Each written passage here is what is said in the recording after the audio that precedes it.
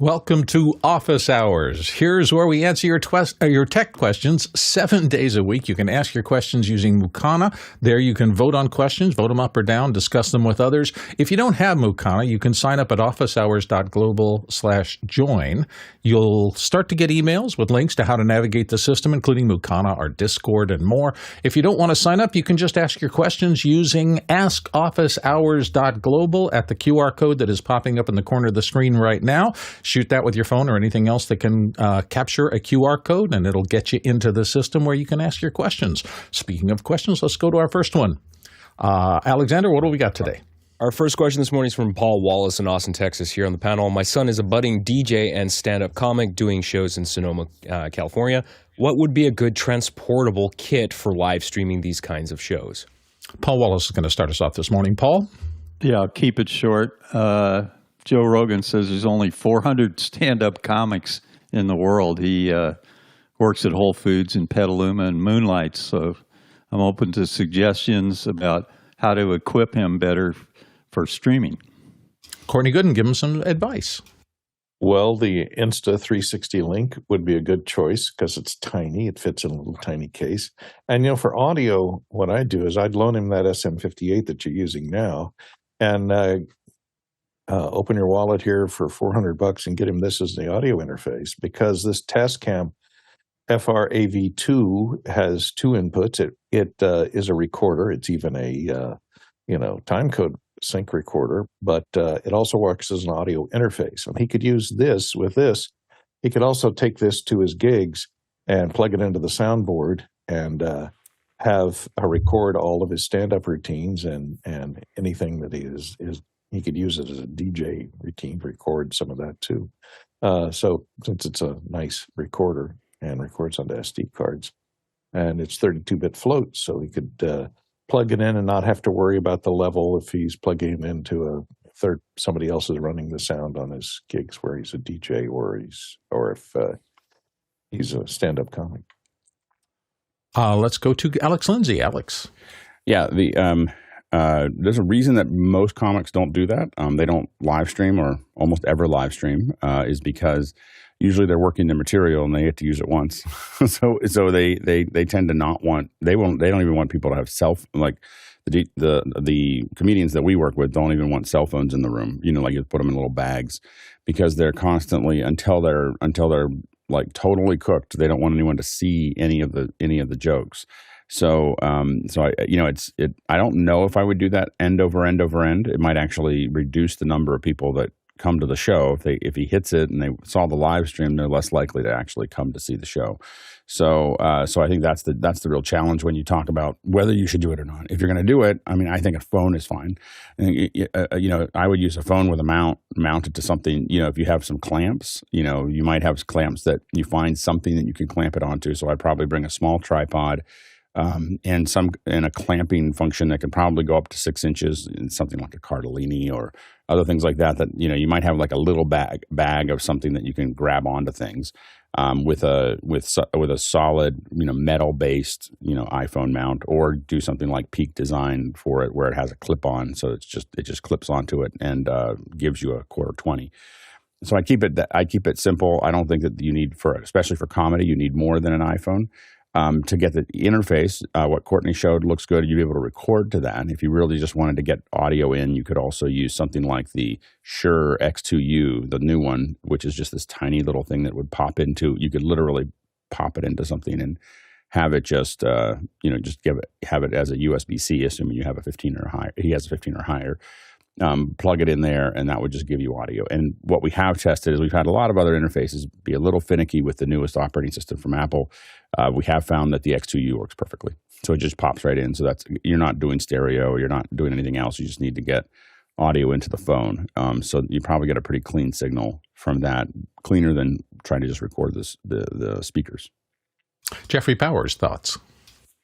So, what Alex said about the show, I'm going to take that one step further, because a lot of venues won't let you record either.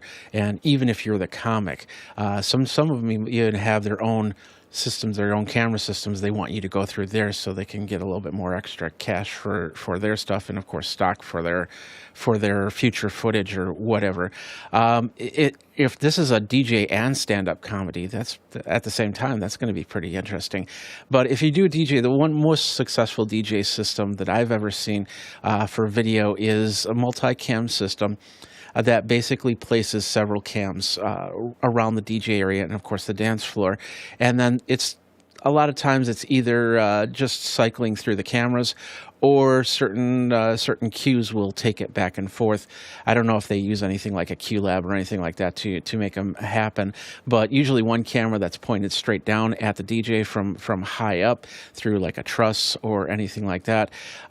Wireless cameras cameras that would go wired as opposed to USB would be something better on that. Something with maybe even NDI, because then you could run a long Ethernet cable over and down and then back to the system that's doing the record if you've got them high up. But you got it with DJ stuff. You want to make it high energy as possible, because that's what you're doing with your DJ stuff, is making it as high energy as possible. And Alexander Knight. Yeah, without knowing the budget and my personal feelings aside of whether it's a good idea to live stream this or not, if you can't afford something like a Sony FX30, which would be ideal because of the large sensor size and its ability to take in light, I would definitely also go the phone route. If you have anything newer than, say, like an iPhone 15 Pro, at least you get some level of optical zoom that you don't get on, say, a USB web camera. And also modern-day smartphones handle low light incredibly well, and a lot of clubs tend to be on the lower lit side, so putting a webcam in there is not going to look particularly good. I don't know how good it's going to look just having like a single static shot. It's going to be pretty simple. But if you had to do it, that's probably how I would do it. I would buy a SmallRig camera cage for the phone. I would get something like look at a Ceramonic XLR audio interface with that, and then ask the engineer at the club to just send you a direct feed out from the board and have the audio go direct into the camera, so you get a nice clean feed of what's coming through the mixer. There's some suggestions, Paul. Thank you for the question. Let's go to our next one. Next question. Douglas Carmichael says, I've seen oversampling parameters on audio plugins like the FabFilter range. When is it beneficial to use them? Alex Lindsay, start us off.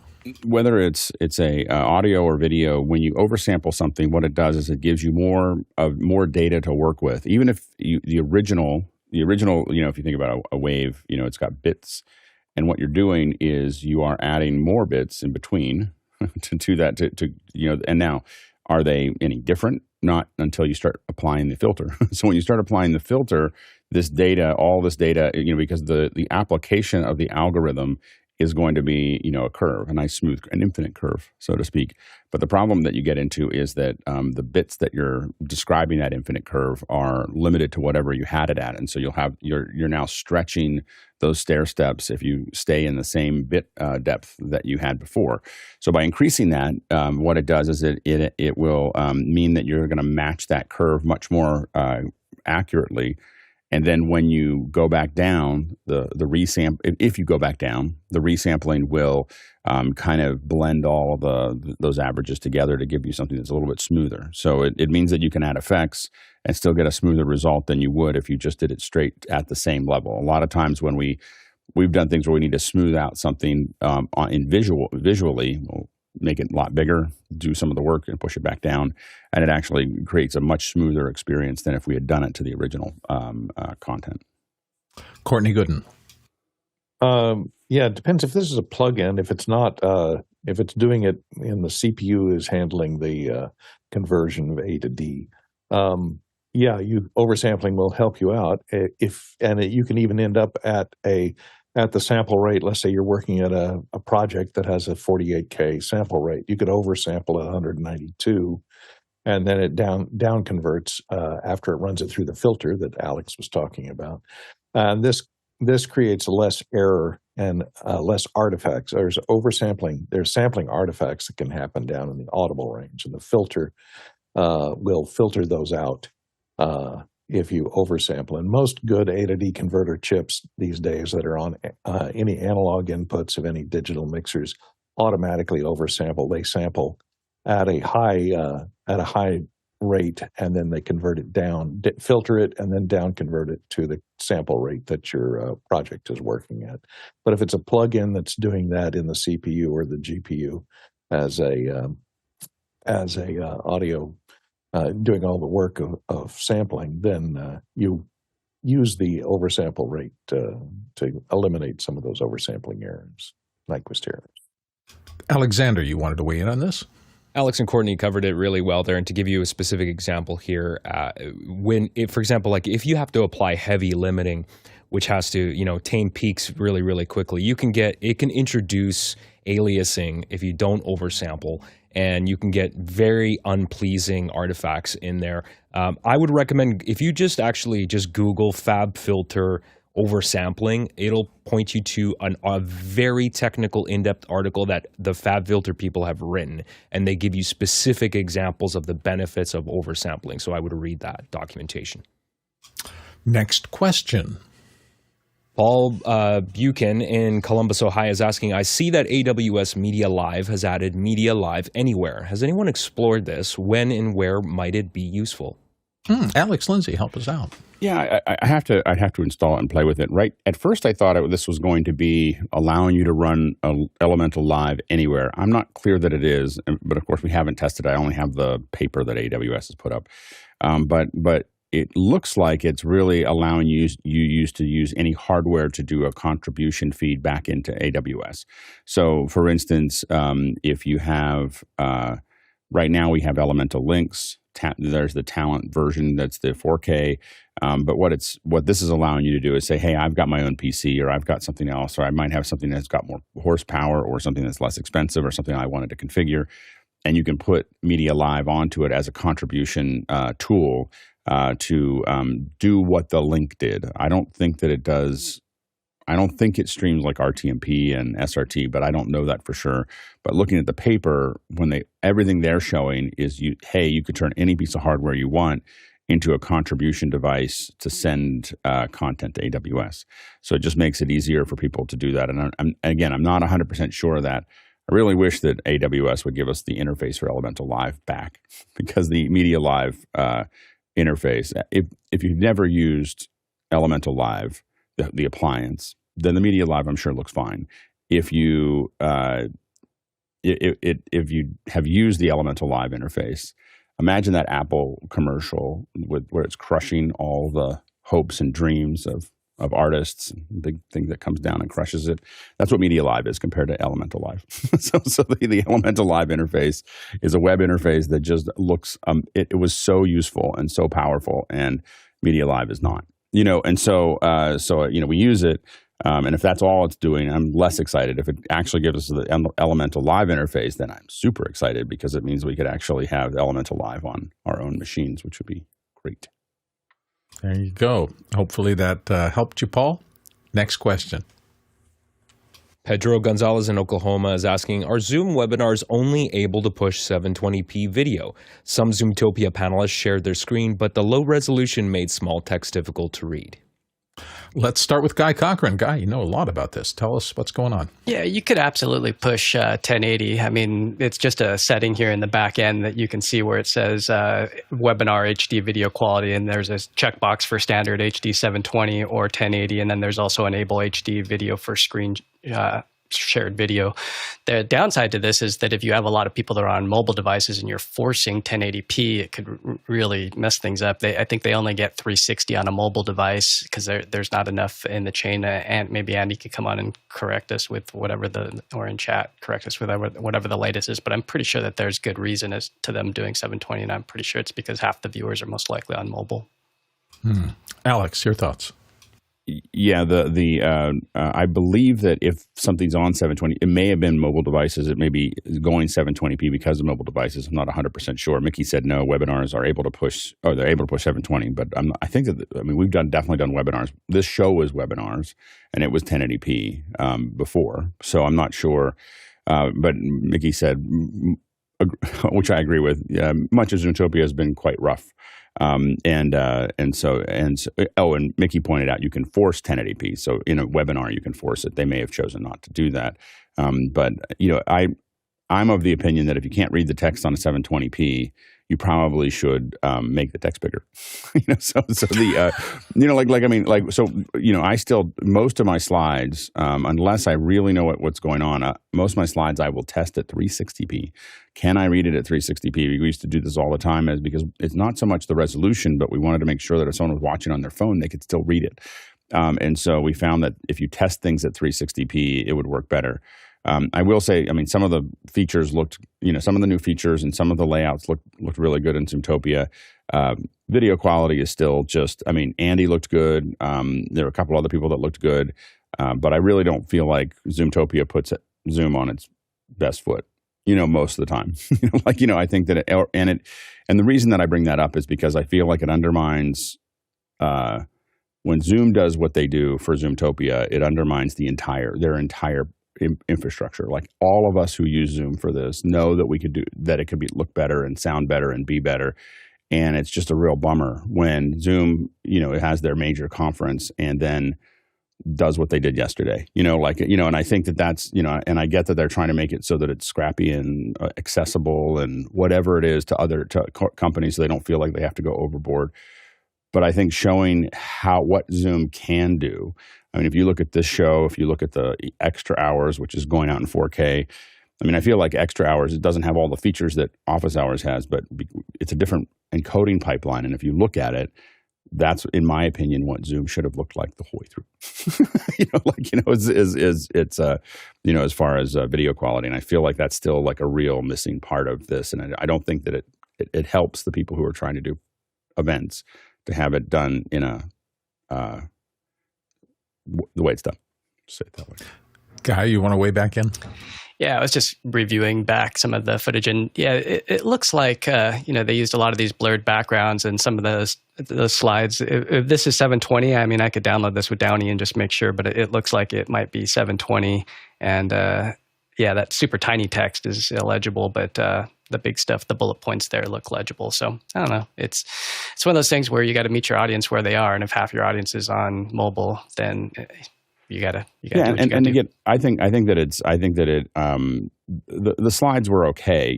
I think I watched a fair chunk of stuff yesterday, and I think that the problem really is that there weren't enough slides. They weren't visual enough. They were, very typical corporate listy kind of things, which I guess, they're coming from a corporate environment, but it doesn't have to be that way, they didn't, if you're going to put everything out at 360 or 720, you just got to test your slides at that resolution and make sure that they're comfortably read at that resolution. There's no reason for slides to be hard to read at 720. Like it really is not, it just means that the slides aren't, it's a design issue, not a resolution issue. Let's head to the next question. Asmat Gajar in Cape Town asked, Zoomtopia yesterday, was there anything interesting or was it all about artificial intelligence? Discuss. That was clever the way he did AI as anything interesting. Alex, what's your thought on? Well, I think that, obviously there's a lot of everyone's focused on AI, so there's a lot of talk about AI. Andy showed some more of the Pro AV tools, which I think are really exciting as far as being able to, really, I think Andy did a good job of showing the different, all the different aspects in which you can use the tools that his team has been building. It was very effective. It was very short, but it was very, very effective as far as talking about the entire infrastructure there. And I think that that's the part that we don't see the output of that very much inside of Zoomtopia. We did see some interesting, more interesting designs around tiles and so on and so forth. But I feel like we didn't see the quality we could have seen there. As far as the AI, I think the big thing that they showed that raised everybody's eyebrows are the avatars, the AI avatars, being able to build a digital version of yourself that's going to sit there. I will say, I know this will sound like a two directions at one time, but I have AI opened all the time. I use Midjourney, ChatGPT, Claude, Google Notebook LM. I'm using these all day. I love, what I can do with AI. I find that replacing people with AI like replacing that interaction of an actual person that you're trying to talk to there to be very dystopian. And I think that people are not gonna. I think that they're gonna think it's really cool until everyone's doing it, and then they're gonna feel again very disconnected. I think we have a problem in our society of people feeling more and more disconnected. It's because we keep on getting away from a real connection there. And I think that CG backgrounds and fake blurs are all part of that. But I think that it's not. I'm not that excited about it, I have to admit. I also don't like. I realized I was trying to think about. I saw this question a little earlier this morning, so I had time to think about it walking around. And I think that the other thing that I was trying to figure out why I'm so sensitive to the notes that like the AI summaries of meetings. And I think the part of it is that a lot of us use discussions on phone and discussions on video and everything else to hash things out. And you don't necessarily want to write down everything that you're hashing out, And I think that the idea of making that culturally acceptable makes it really uncomfortable, And so I think that it's like having a stenographer at every meeting that you have. So I think that that's the challenge that I have with some of the stuff that Zoom's doing. JJ said that the AI features for call center feedback was amazing. I didn't see that part. And he said finding ways to improve your workforce by locating issues that might be technically out of reach for a support technician would be brilliant. I wish Comcast used this kind of intelligence in their comm centers. This is call centers. This is JJ. And I do think, I think a lot of us would actually prefer to talk to AI when we're talking to call centers if it meant that we didn't have to wait on hold. And they could handle most of our questions without waiting for somebody. I do think that if I was a call center, especially overseas, I'd be very worried about this because people being able to call and have someone with an American accent that can actually do almost everything that a call center overseas can do. I think that the era of overseas call centers has probably it's going to happen quickly, 2 or 3 years, and it's just going to be gone. You're either going to have the, very skilled people answering. And you have to remember that I don't know what the number is now. The cost for an American call center to answer your call and for an appliance company, let's say, 20 years ago was $12 a call. I'm sure it's more like $20 a call now. So it's $20 every time you call them. If they can solve that problem for you in 1 minute, for $1, it's going to transform that whole industry. Paul Wallace, you wanted to get on this? Yeah, I've been using Limitless AI for about 6 months, and basically it just listens all the time. And whenever I have a meeting, like office hours or any kind of meeting, it'll summarize it. And since I'm getting a little bit old, I have a little bit of memory loss. Not serious. It's not Biden-esque or anything, but it's there, So I think as I get older, having a AI listener will be very helpful. Let's go to our next question. Roscoe Jones in Madison, Indiana asks, what is your app pick between Avid versus Adobe versus Apple versus Resolve, and why? Last month, Michael Kammes updated his take on Hollywood's app picks. Yeah, Michael Kammes is an old friend of mine, and interesting. He's been doing that five things series for a lot of time. Let's start with Alexander Knight. I haven't read the article yet, but I'm not generally a fan of these absolutes where it's like, this app is the best. I get that question all the time. What's the best microphone? What's the best digital audio workstation? I'd say pick one, try them all, and see which one works for you, your workflow, which one you take to, which one fits your budget. Obviously, some of them are perpetual licensing. Some of them are subscription. Not everyone likes Adobe because everyone's kind of tapped out on their monthly subscriptions. Generally, I start with recommending iMovie. If you're not doing any production work, it's just like you want to start out, just try iMovie because that's free. That comes with a Mac. And then, of course, Resolve if you want to do anything serious. The free version is so powerful, and they give you so many features for free. I would start there. And it's also cross-platform compatible. You can also use it on Windows as well. Let's go to Courtney Gooden. Courtney. Yeah, I saw this video about a month ago when it came out. And this is not about which is best. This is which is most popular. And a lot of this comes from entrenchment in the industry, especially in Hollywood. And he points out that in this one, you can see it, this one slide here, all but 3 films in the last 7 years that were nominated for Academy Awards were all cut on Avid Media Composer. There was one Parasite, I think, was in Final Cut, and 2 were in Adobe Premiere. So in Hollywood, Avid is still heavily entrenched, and I think it has to do with basically their end-to-end support. Now, they don't do color correction usually in Avid. They'll usually use a lot of them will go to Resolve or DaVinci to do color correction, but they'll edit the show in Avid. And it does this because the collaboration tools are much better. It's bigger films. If you're editing yourself, if you're a very small shop and it's just you and maybe one assistant, you might, it's perfectly fine to use Final Cut or Premiere. You're more likely to use those in a smaller situation. But Avid, with their media server, has collaboration tools where assistant editors can prepare stuff and sync stuff, and sound mixers, of course, are using Pro Tools to do the final mix on, so they can prepare all the stems and stuff for final mix, all in Avid Media Composer, and then it goes over to Pro Tools and exports perfectly to Pro Tools before they do their final mix. So it's still heavily entrenched in most of the editorial houses in Hollywood, simply because it's the longest of tooth there of all the applications there. A few lower priced places, startups, indies are cut in Premiere or Final Cut. Alex Lindsay. I think that wondering for the general public, wondering what Hollywood is using is like wondering what NASCAR drivers drive. Like it's a different, entirely different problem. So Avid is a great NASCAR or Formula One solution for a lot of these things. And but it's a very, very small part of the market. Like it's about the size, the number of NASCAR users to regular drivers is almost the same ratio as the number of Hollywood editors to everybody editing. So I think that there's so it just really is. It's not really meaningful in a general industry perspective to know what Hollywood does because it's a small industry and it's getting smaller.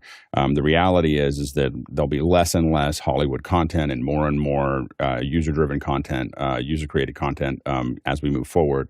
I don't think that there's any way to really, that's just going to keep on happening. When you look at the quality of what's coming out right now on things like YouTube, that it is, I don't know how you compete with that. You're still going to have some narratives that are coming in, but as the streaming starts to shake out, it's already starting to shake out a little bit where the streamers are spending less on that production. But the next step is consolidation, and so this is what happens with every industry, is that everybody rushes for the door. Some of them get through the door, everybody else gives up, and so there's not only are they starting to go, well, we can't sustain this pace, but they're going to start consolidating into smaller groups, and so there's going to be a lot less. And I don't think people are ever going to go back to the theaters in the way that they did before. I think that there's going to be less tent poles, so I don't know if it really matters. Now, what I will say is that what we find is usually people who are using Avid and Premiere are people who are aspiring to someday cut in Hollywood, or they follow Hollywood tightly. Generally, what we see a lot of is people who, when we work with creators, a lot of them aren't using Final Cut because it's faster. Like, what a creator has said before for me is that, well, I don't get paid by the hour. I need to get things out, and so we see that a lot. Resolve is the one that we see really picking up pace. It's got a lot of features. It's got a lot of, and because it's free, a lot of people, well, I'm going to give it a shot. The hard part for Resolve, and they try to fix it, is it's very complicated. Like even for me, I use Resolve and Final Cut probably almost 50-50. So those are the two apps that I use. When I need to do something that has precision, I'm using Resolve. But yesterday I had a whole bunch of stuff I had to compile. I had to cut a couple things out. I had to trim a couple things and then export it out. I'm not going to take that into Resolve. It's too much of a lift to do that. Where with Final Cut, I can sit there and open it up, boom, boom, boom. By the time I would have set up the project in Resolve, I was done and I was exporting. I was going about doing something else. And so you have to understand that, as Bill would often say, horses for courses, is that there is you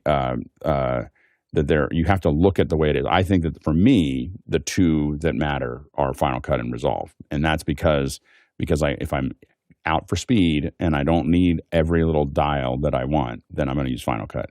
If I'm out for precision and HDR and surround or fine color control, then I'm going to use Resolve. And I think that, and I'd make that decision at the beginning. Usually, as I go as I go into the project, I'm looking at what am I going to end up having to do with this, and I make a decision about which one I use.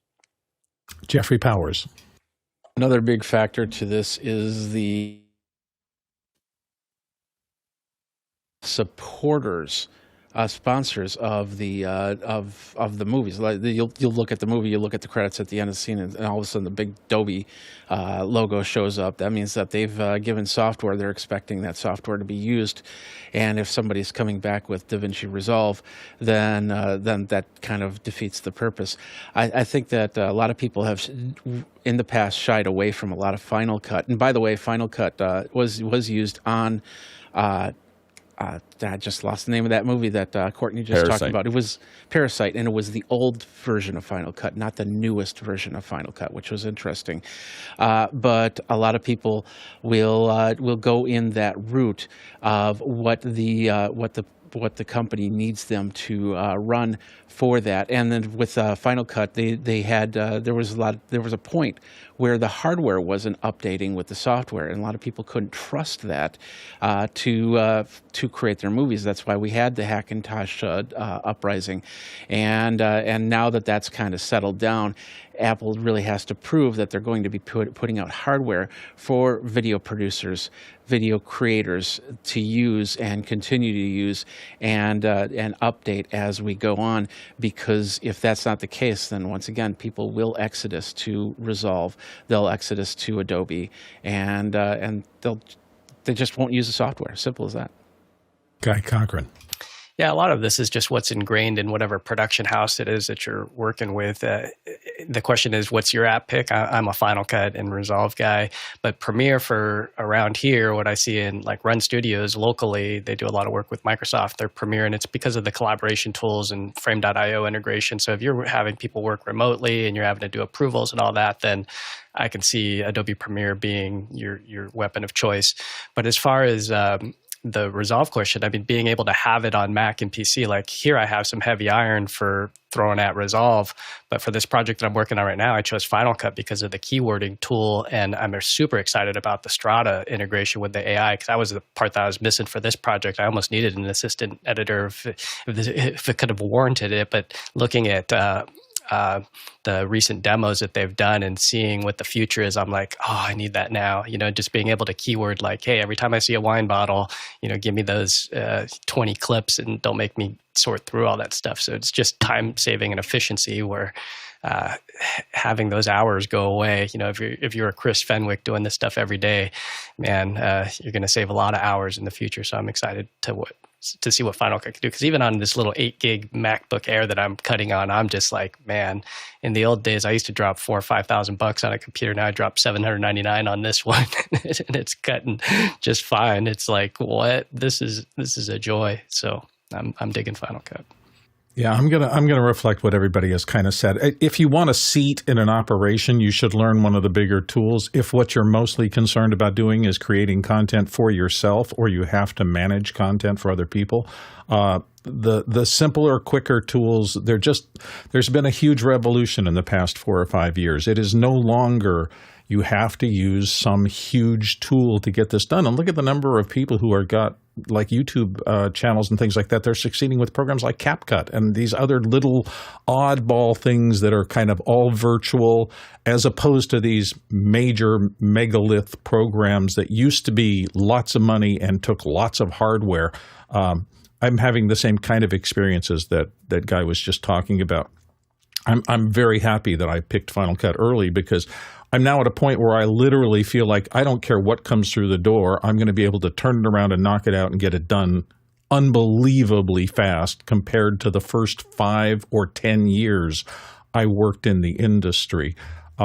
Things just used to be so much harder. There's so much more requirement for hardware, getting your buses correct, getting the hard drives hooked. And now it's just get a laptop that has decent specs, plug things in, and bingo, you're at work. And literally, if my suite here burned down tomorrow, I could go to an Apple store, plop down a credit card, and go to my account online, and I'd be up and running again in 4 hours probably, and be doing everything I'm doing right now that fast, and I'd be about 99% as efficient as I am today. So those things are the intangibles for me, but everybody's going to figure out the right level for themselves. Are you an individual editor for your clients, for yourself? You don't have to work with the outside world. Or are you going to be part of a system where they are saying we need to get a whole bunch of people around you working on the same project? And those are just two different use cases in my thinking. Courtney, you wanted to follow up a little bit before we finished?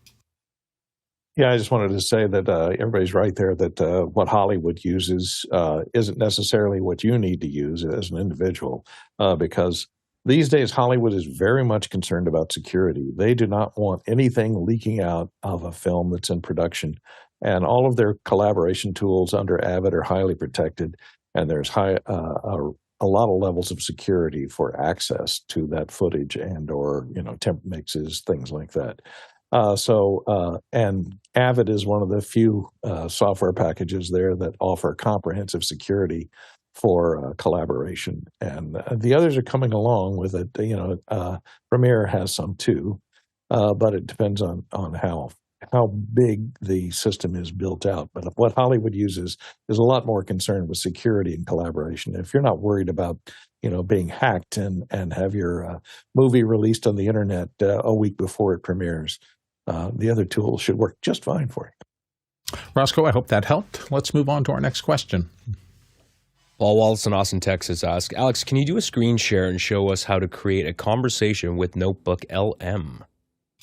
Yeah, I can. Sorry, I didn't raise my hand. So let's take a look at here. This is the interface. Once you've gone, I can't show you the other part because it's got all my projects in it. But once you if you just go to Notebook LM, and I believe that this is the most impressive use of AI I've seen so far. like it is, it kind of makes my mind just kind of pop open. Like when I look at what's possible here. So here's the interface, and you can drag sources onto it, a PDF, text, Markdown. You can also just go to Google Drive and look at your docs. You can also you can put links of a website or a YouTube link in here. So you can just literally link this to a YouTube video, and it will do the work for you. Or you can paste text into here. So I'm going to just drag something. I randomly, I was like, give me a PDF that I could drag in. So I'm going to drag that PDF in. This is interactive, high quality green screen via color unmixing paper by, and it wasn't very long, so it went right through it. It's 20 pages or something like that. And it gives you a summary. This paper proposes a new method of green screen keying that utilizes a color unmixing algorithm. The authors demonstrate their method. And so it just, it just made that stuff up, when I dragged it in. And that's 20 pages, but I've put 200, 300 pages in here. And you go get a coffee, and you come back, and it'll give you the same length summary that it's figured out.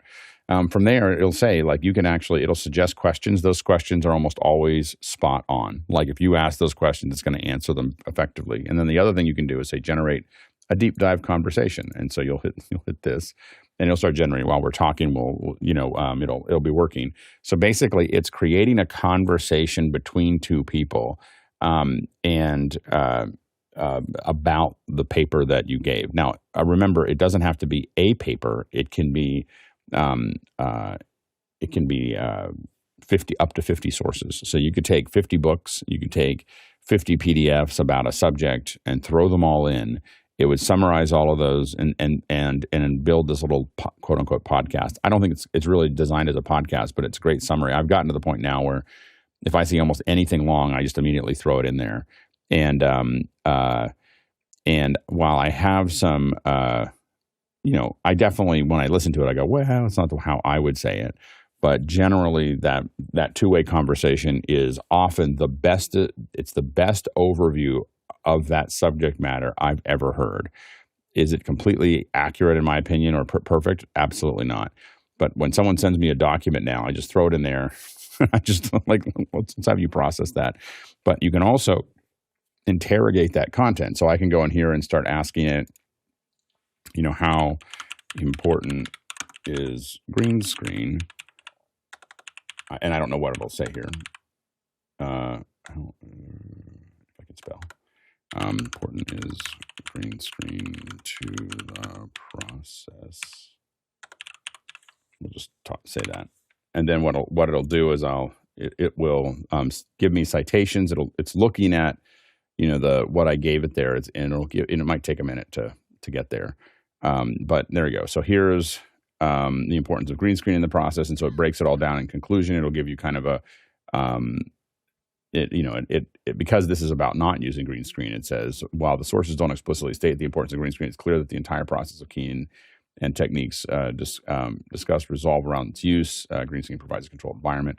So I mean, it's pretty good. And here's the actual document that I put in there.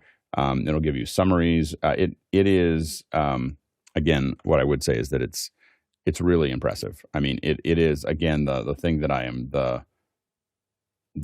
didn't think that I'm trying to find. Let's see. The one problem that I do have with it is that I have a really hard time getting back to when I try to generate that little podcast. If I click away, I was trying to avoid clicking away, because once you click away, I find it almost impossible to find it again. So like it's so here you can see I'm now here. It disappeared, and I don't know where it went. So and every time, there we go. Okay, I found out notebook guide. I have to open up the notebook guide to make it work. So that's the button you have to push there. I'm still new to it, but I usually just bang on things until it comes back out again. But usually what happens is I generate that audio and I immediately download it. So I don't know where that audio is going to be later. So anyway, it's the first time I've been really tempted to like take all my Kindle books and figure out a way to DRM them and throw them into PDFs and just start pumping books into this thing so that I can get summaries and be able to interrogate all the books that I have, because I have a lot of them. So that's notebooklm.google.com. Yeah, and I think it's part of your Google, subscription right now. And I don't know whether that's part of I have a couple paid Google accounts, so I don't know whether that's part of a paid Google account or it's available to everyone, but it's really powerful. All right. Next question. Sorry. Next question is from me. What is different about SDI that makes it safer to hot swap versus HDMI? I've never had a problem disconnecting and reconnecting HDMI while the source was on, but there's never been a definitive answer that proves hot swapping HDMI is unsafe.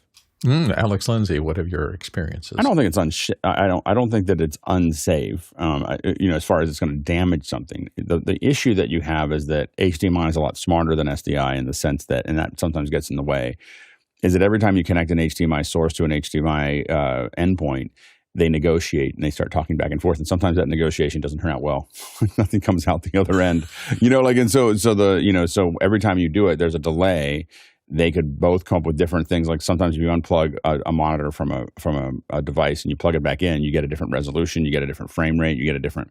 The communication there hasn't, from your custom settings that you had before are not stable. So usually in production, it's not so much that you could damage something, but you could end up in a different state than you were in before.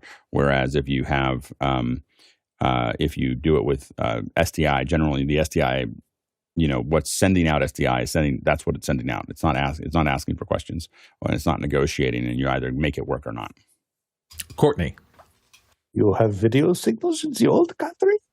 That is the problem. You can't really hot switch between HDMI because of the HDMI group that was lobbied by Hollywood to put HDCP, high def content protection on anything that runs over HDI. It has to negotiate. Every time you plug it in and unplug it, it reinitiates that negotiation, and it has to check to see if you have HDCP enabled, and it will black out the video if you don't, and it's copy protected material. So it has to go through that negotiation every time you plug it in, and it stays in black until the negotiation is finished. So, and that negotiation, depending upon whether something is copyrighted or not, can take a long time or can end you up in black. With SDI, within a frame or two, that signal is showing up on the screen. With HDMI, it could be, 5 or 10 seconds even before you see something out of that HDMI input. And it's best to have if you have some device that has a persistent EDID so that it doesn't have to negotiate on both directions. It'll only negotiate in one direction because this one's already made up its mind. It'll take a little less time if you have a persistent EDID. Let's go to the next question. Tommy Johnson, St. Paul, Minnesota is asking, I lost the cover slide when I swapped PCs for my projector. It now shows the desktop before I start the PowerPoint. How could I fix this? Ooh, that's going to be a little tricky. The cover, I always call that the poster frame, because in most of video or most of things, poster frame is what that there's a still somewhere that it accesses first. But Alex, what are your thoughts here? I will say that almost any time that I'm going to do a presentation, I've got at least a small switcher in the middle, so that I have control over what's being shown on that switcher, and I'm not depending on a PC or a Mac to deliver what it has to from out of the gate. I want to see that. I want to see what it looks like, and I want to put it through. And you can decide what switcher you want. A lot of times for smaller events like this, I might still have an A10 Mini. It depends on what resolution. You might need a higher resolution to do that. But I usually want something that I can go from a still to that switch, or a video to that thing. I rarely, if ever, I'm trying to plug a computer directly into a projector without something in between that gives me control over what's being seen. Yeah, I kind of feel the same way. If you're in front of people or sending something out to the web, having anything making decisions for you is, generally speaking, a little iffy. Let's go to the next question. From the QR code, Robert White in Jacksonville, Florida. I've heard you talk about the ubiquitous nature of the Behringer X32 many times, but now there's 2 new Behringer Wing mixers. Will this become the new standard? Jeffrey Powers, start us off here. There's actually 3 Behringer Wing mixers, the rack-mounted and, of course, the console versions of the mixer. The answer is simply yes, and I'm surprised that they didn't do this earlier, because there was a lot of X32s out there that had old. The product itself has been out, I think it was 2012. So there's a lot of changes that's happened in certain X32s, especially when we started to see Midas preamps put into mixers. So it just made sense that they did a refresh. They brought in new chips, new DSPs in there. So yeah, if this mixer stands up to what the X32 did, it's just the next progression to that. And I know that I like the rack mounted over the console, because it's the consoles. I'm in a band that plays that doesn't have a front of house.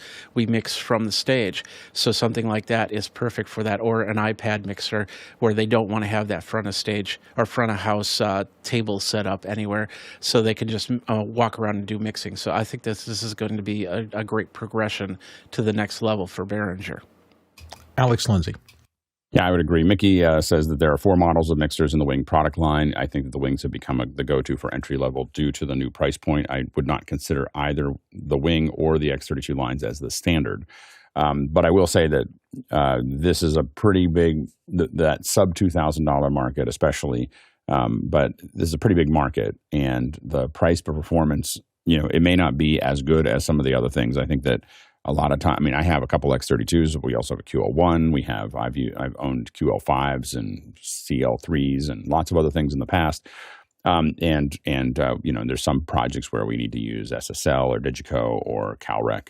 So there's everything depends on it's hard to say what the standard is, but I think in the cost, the features for cost, I think Behringer, this update, the X32 was very, very long in the tooth. Like, it was definitely I don't think I had gotten to the point where I owned some X32s, but I was like, I can't buy any more of these. Like, I can't buy another one of these because it's just too old. The technology is too old. And this is a huge jump forward. I think it's not just building on what the X32 did. It's got new control software, better preamps, a lot of extra features to it. So I think that it's a big jump forward, and for the price point, I think it's going to be something that a lot of people are using at that sub $2,000 level. Courtney Gooden. I guess the rack mount may be sub 2,000. I was looking at it's 2,500 basically for the console version. I was going to ask Alex if he's looked into this, if it includes Dante or Maddie or not. I know you have to get a separate card. It's got a card in it. I think it should have one card there that you can pull out. It's usually a USB card that you take out.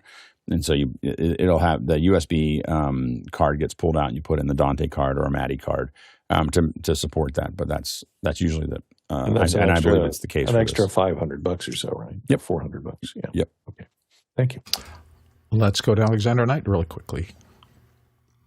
Yeah, it's the X32. If you're looking for a new console now, if you don't already own one, there's just zero reason to buy that. It's only a matter of time before that SKU gets discontinued, and clearly the writing's on the wall. It's harder to get parts now for them. So the other thing I will say about the Behringer Wing too, yes, there is a Dante expansion card, and I was just looking into expansion cards yesterday when someone asked me about how to use Wave SoundGrid with these. Apparently there's a new what they call AOIP WSG module that has to be internally installed to work with it, and that will allow you to take the existing network ports on the Wing so that you can interface it with a SoundGrid server, but apparently it has to be installed by an authorized technician for Behringer. Let's go to the next question. From the QR code, Steve, you're off in Madison, Wisconsin. What are your favorite lights to mount to a SmallRig iPhone cage, and how do you power them? Alexander Knight, start us off. Yeah, I really like these little Aperture MC Pros. Very high quality in terms of color, and those ones can be charged over USB-C. So those are the ones that I look at. There are cheaper ones. I mean, if you look at Amazon, I think this one's about $200 or $250. There are cheaper ones from Ulanzi and all those other brands. You know, they're okay. They're not as good as this one, but you know, if your budget is considerably less than $100, then I would probably look at something like the little Ulanzi LED lights. Alex Lindsay. None. so I choose none. I don't really like camera-based lighting, so I just feel like it makes everybody look really flat. So I will almost never connect a light to my camera. And I know it's a very news shooter kind of thing. And if I'm trying to look like a news shooter, then I do that. But I think it's just a horrible look. And so I'd much rather find a way to have a light that someone's holding, or that it's way away from the camera. It's on a separate stand. And because I don't do news gathering, it's not like I have to do run and gun. But usually I'd rather have a camera with enough low light to handle what's naturally there than start adding lights that are straight from the camera. I don't think it's a pleasing look for almost anybody. And for me, I have standardized on these little guys. These are, they used to be from a different company name, but I guess the patent was bought up by Newer, and it's really a useful little light. You can tell this model because it's got a very heavy-duty swivelable mounting thing that has a 1/4-20. It's also got a separate mount on the side. The thing I like about this, it is multiple color. It's got both types of LEDs. It's got regular 3200 and 5600 LEDs in there. I also like the fact that it's USB-C. It's got a little USB-C port on the bottom of it, and when you're using it like that, if you need more juice, you can just get any of the power banks. I have a couple from Anker here. If I need a lot of juice, one of these works beautifully. You can run it for a long time on that. Alex is right. I mean, you know, it is for a specific thing. The last time I used it, I was on the USS Midway doing a thing with the Girl Scout cookie sales promotion thing. And there's just tons of little Girl Scouts running around having a great time in a party. And I was able to get down with my little mobile rig and my iPhone in the midst of that. And it gave me enough light to brighten up all their faces so that at least you could see all the smiling kids having fun and celebrating their success with selling Girl Scout cookies. So for that kind of run and gun shooting, really useful. So next question.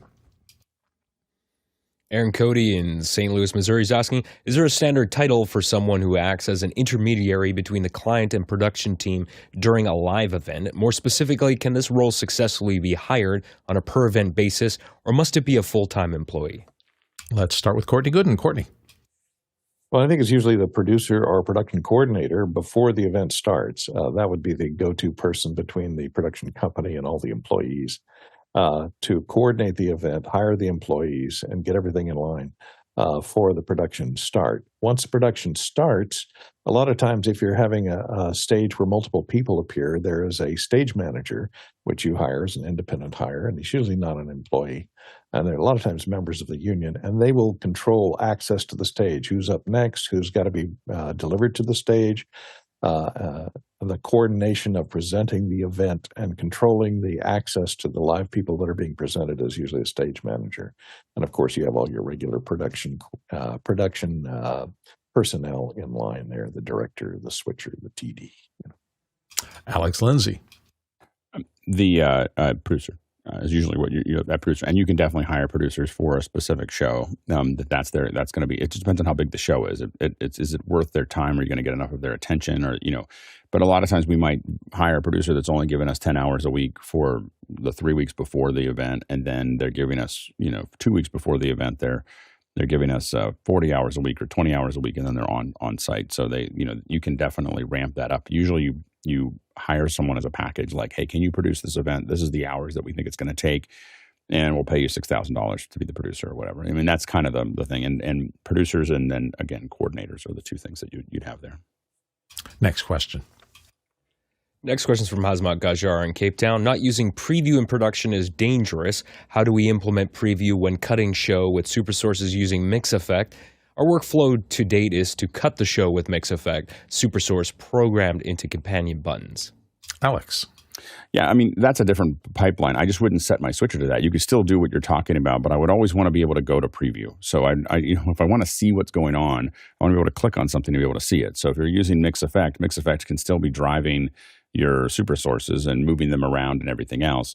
And you can tie those to companion, but you still want to be able to hit something and put it into preview over on the other side. Because that way you can fiddle with something while you're not online. So I don't think that I would, but it doesn't, like as Mickey said, set the inputs to preview instead and setting them directly to program, then hit cut or the auto button. And I will say, I understand what you're talking about, because if you're doing an entire show and you're living entirely inside of the super sources, which you can do with MixEffect, which you can't do, before in your earlier question, you hadn't mentioned MixEffect. So MixEffect is a little bit of a different thing. I've done whole shows where I'm sitting there just tapping on MixEffect inputs, and it's just simply animating between those two. So I get what you're saying there, where you're trying to do it. And I've had miscuts in those shows because I didn't get to see what was going on there. So those are, that's the challenge that you have when you're going live, and every time you push the button, you're not getting to see what you're going to do next. So, but I do understand that with the animation going between them, you're not really necessarily cutting or doing auto between those. So that might make sense. I do think that, again, I'm going to keep saying it until Adam changes what he's doing, but I think an interface like what Mimo Live does, controlling an ATEM, would be revolutionary. Like it would change how everybody looks at it. The problem is that the only person that can do that is Adam right now, because he has figured out all the I/O to the ATEM, and the API is not deep enough for anybody else to do it. There you go. Next question. From the QR code, Gene J. Anthony in Skokie, Illinois is asking, where are you buying spare parts for the X32? Behringer is a great German brand, but Sweetwater told us they were told to discontinue repairs for the X32 due to all spare parts being reserved to make new ones, and we should buy a replacement. Alexander, what do you think? I looked a couple of days ago. There's lots of parts on eBay. So I would look at eBay. If you need replacement power supplies, buy a bunch of them. Just make sure you have backups for common failures, which usually is a power supply, because that's where all the heat comes in. Courtney Gooden? Yeah, a lot of people are since the spare parts are not available except on eBay, where they mark them up hugely. A lot of people are taking old Behringers that are dead. There's a good video online on a teardown of an X32, and all those surface mount parts, you have to be able to remove them and put them back on. So you have to be fairly adept at doing surface mount product removal and replacement. But that's a good source from dead X32s whose main CPU or maybe their main display is gone and nobody wants to spend the money to have them repaired, to find the dead ones and use them and cannibalize them for spare parts. Let's get one more in. Next question. From the QR code, Mike Wilson in Phoenix is asking, what kinds of projects are you planning when Final Cut Pro and DaVinci Resolve are updated for spatial video and audio? Well, Alex, you do a lot of spatial. Tell us what's going on.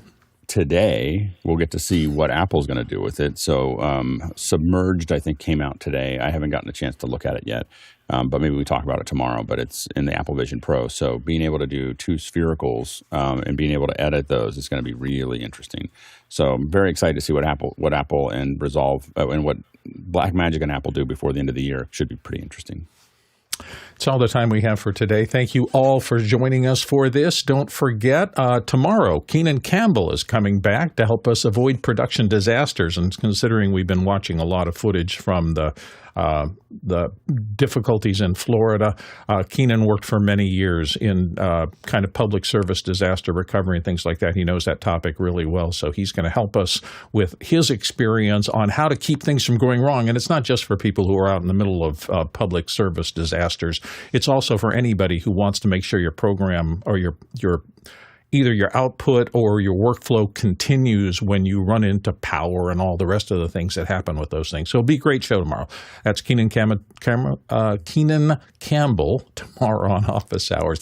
Thanks for watching. Thank you very much to the producers, to everybody who inserted questions into the show today, to all the panelists who show up every day here to try to help everybody answer questions and to be a source of useful knowledge to you, and to our amazing back-end crew, the people who are behind the scenes quietly in front of terminals or iPads or whatever all over the world, helping make this show come alive for you every day. It's a privilege to be here for all of you, and we will be back tomorrow morning. Don't forget, after hours, don't forget all the rest of the things we do. See you tomorrow.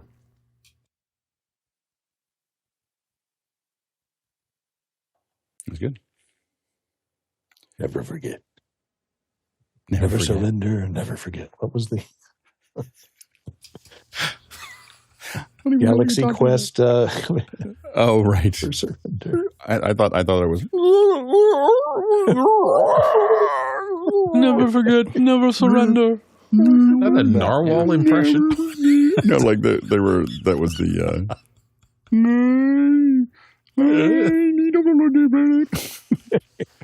Great movie. On that subject, Galaxy Quest, finally, they just did a new 4K transfer of it. So great.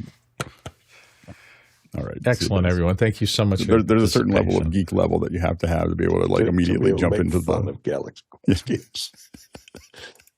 All right.